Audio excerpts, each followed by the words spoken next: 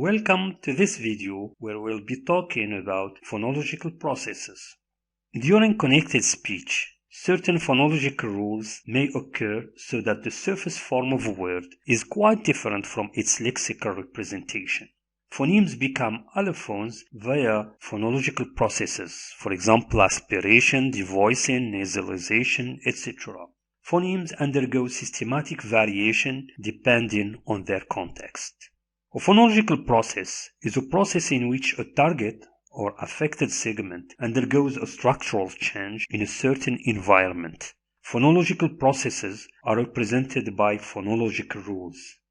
Accordingly, and as discussed in the preceding video, any phonological process must have three aspects to it. 1. A set of sounds to undergo the process. 2. A set of sounds produced by the process. 3. A set of situation, environment in which the process applies.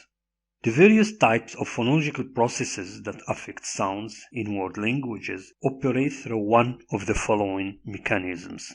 By addition, adding a sound which wasn't there before. By deletion, deleting sounds which were present before. By substitution, changing a sound by another. By rearrangement, changing the order of sounds in a string. The most common processes, and the ones that we are going to talk about in this video, are the following: assimilation, dissimilation, deletion, insertion, and metathesis. Assimilation. Assimilation, from Latin assimilatio, meaning to render similar, is a linguistic process by which a sound becomes similar to an adjacent sound. One sound changes to resemble another sound, particularly a neighboring sound. In other words, two sounds becoming more alike.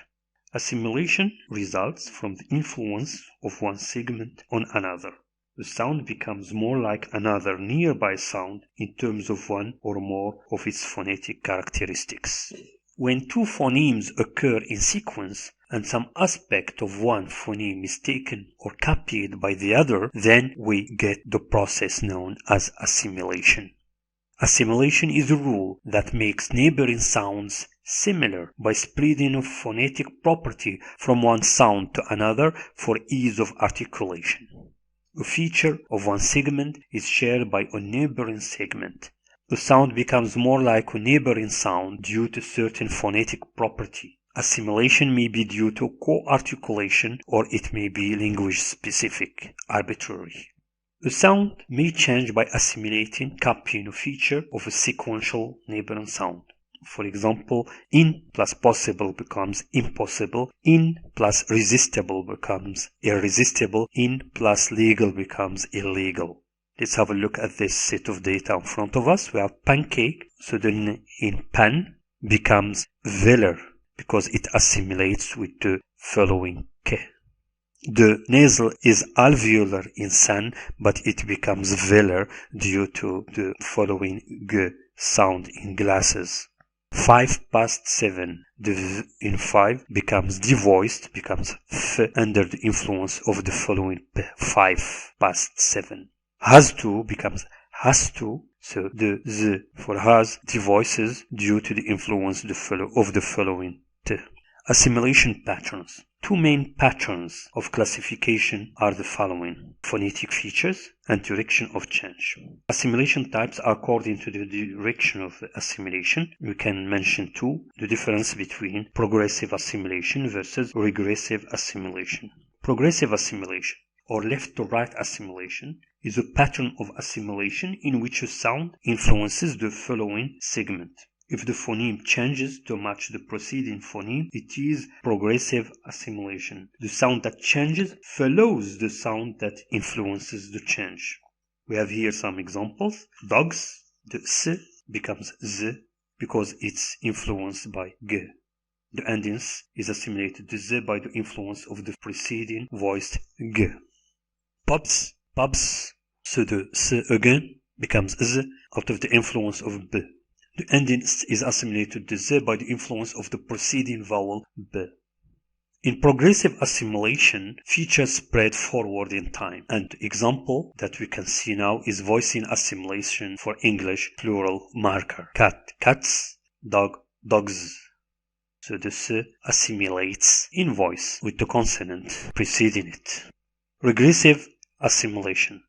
Regressive assimilation, or anticipatory or right-to-left assimilation, is assimilation in which a sound influences the preceding segment.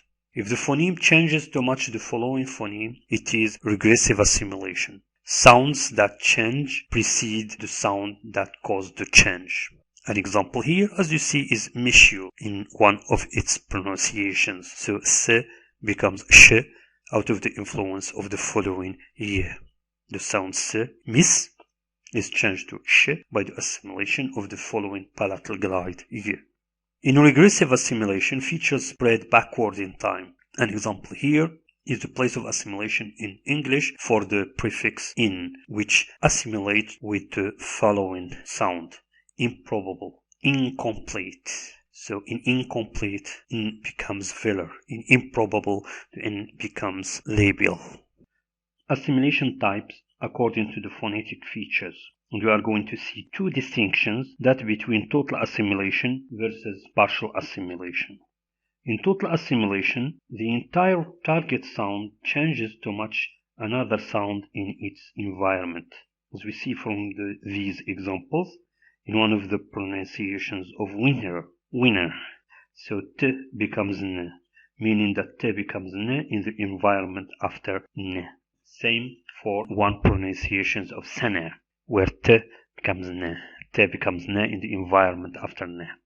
Example of Arabic al, Shamsiya, the sun, al plus dar becomes ad-dar. The L assimilates totally with the following D. Dissimilation.